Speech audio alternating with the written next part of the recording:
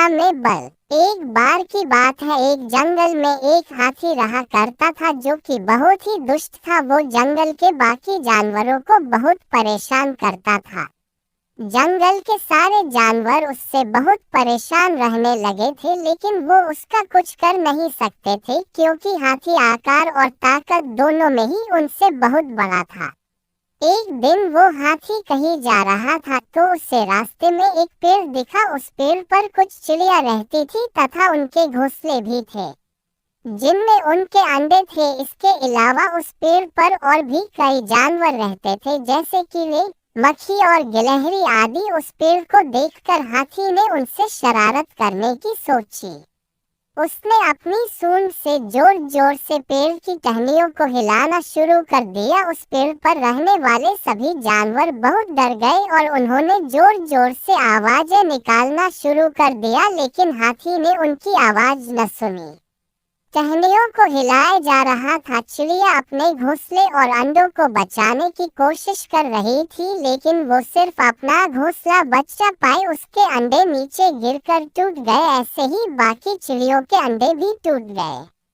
सारी चिड़िया उड़कर दूसरे पेड़ पर चली गई। कुछ देर बाद हाथी भी वहां से चला गया। सारी चिड़िया वहीं बैठ के रोने लगी और कहने लगी कि वो इस हाथी को नहीं छोड़ेगी, इसने हमारे अंडे तोड़े हैं। उनमें से कुछ चिड़िया ने कहा कि हम उस हाथी का क्या कर सकते हैं, वो तो हमसे ज्यादा बड़ा और ताकतवर है। उनकी सारी बातें पास बैठा एक कौवा सुन रहा था। उनकी बातें सुनकर कौवे ने उनसे कहा कि यदि तुम उस हाथी को सबक सिखाना चाहती हो तो मैं तुम्हारी मदद कर सकता हूँ। उसने कहा कि इस हाथी ने उसको और उसके दोस्तों को भी बहुत तंग किया है, वो भी इससे बदला लेना चाहता है।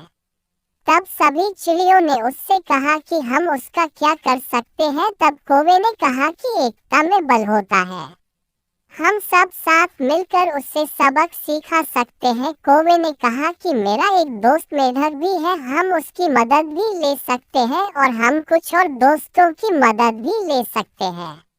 उसकी बात सुनकर कुछ चिड़ियों में हौसला जाग गया। उन्होंने कहा कि हम भी इस काम में मदद करेंगे और हमारे कुछ दोस्त भी थे उस पेड़ पर जैसे गिलहरी और मक्खी, वो हमारी मदद करेंगे।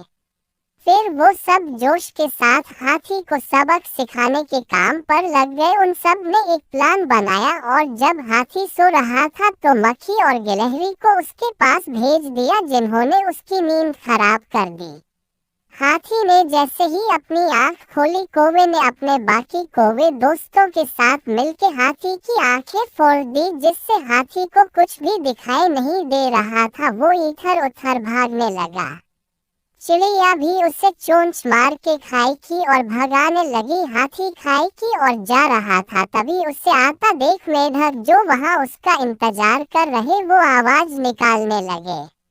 मेंढकों की आवाज को सुनकर हाथी को लगा कि वहां एक तालाब या नदी है। उसने ये सोचकर छलांग लगा दी और मर गया। अब जंगल के सारे जानवरों को उससे छुटकारा मिल गया था। अब वो खुशी से अपना जीवन बिताने लगे।